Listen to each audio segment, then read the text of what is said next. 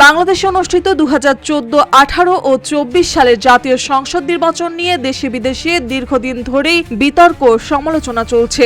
ভোটাধিকার হরণ, সাজানো নির্বাচন অভিযোগ এবং সংবিধান লঙ্ঘনের মতো গুরুতর প্রশ্ন উঠে এসেছে বারবার।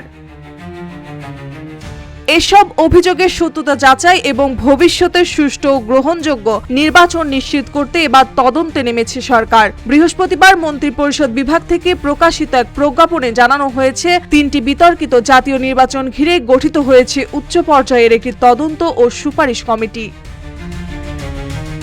প্রজ্ঞাপনে বলা হয়েছে, এই 3 নির্বাচনে নানা কৌশলে জনগণের ভোটাধিকার ভুলণ্ঠিত করে ক্ষমতাসীন দল আওয়ামী লীগকে নির্বাচিত করার অভিযোগ রয়েছে। এতে করে দেশের গণতন্ত্র, আইনের শাসন ও মৌলিক মানবাধিকার হুমকির মুখে পড়েছে বলে আশঙ্কা করা হচ্ছে। এমন বাস্তবতায় অন্তর্বর্তী সরকার সিদ্ধান্ত নিয়েছে, এই নির্বাচনগুলোতে সংঘটিত অনিয়ম, দুর্নীতি ও অপরাধমূলক কর্মকাণ্ডের পূর্ণাঙ্গ তদন্ত হবে। সেই সঙ্গে ভবিষ্যতে কেমন নির্বাচনী কাঠামো প্রয়োজন তার নির্ধারণের সুপারিশও দেবে এই কমিটি।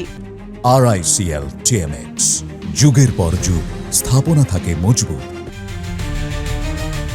উচ্চ পর্যায়ের এই কমিটির সভাপতির দায়িত্ব পেয়েছেন হাইকোর্ট বিভাগের সাবেক বিচারপতি শামীম হাসান। কমিটির অন্য সদস্যরা হলেন সাবেক অতিরিক্ত সচিব শামীম আল মামুন, ঢাকা বিশ্ববিদ্যালয়ের আইন বিভাগের সহযোগী অধ্যাপক কাজী মাহফুজুল হক সুপন, ঢাকা জেলা ও দায়রা জজ আদালতের অ্যাডভোকেট ব্যারিস্টার তাজরিয়ান আকরাম হোসেন এবং নির্বাচন বিশ্লেষক ডক্টর মোহাম্মদ আব্দুল আলিম।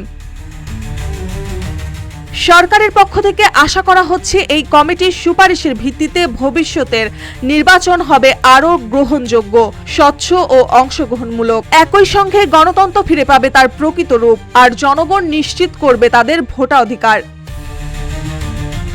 মার্জিয়া মৌ, রূপালী বাংলাদেশ।